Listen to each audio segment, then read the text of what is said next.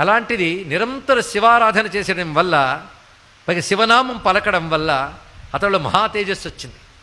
అందుకే గ్రహదోషంబులు దుర్నిమిత్తములు నీ కళ్యాణ నామంబు ప్రత్యహమున్ పేర్కొను ఉత్తమోత్తముల బాధింపగా నోపునే దహనున్ కప్పగజాలునే శలభ సంతానంబు నీ సేవ చేసి హతక్లేశులు కారుగాక జనముల్ శ్రీకాళహస్తీశ్వర అంటారు దుర్జటి మహాకవి.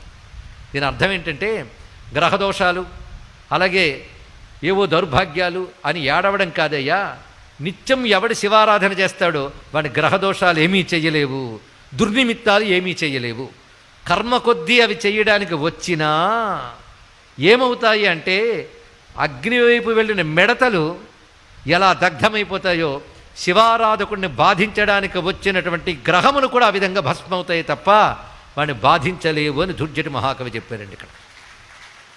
అంతే కదా, అలాంటి వాడి మీద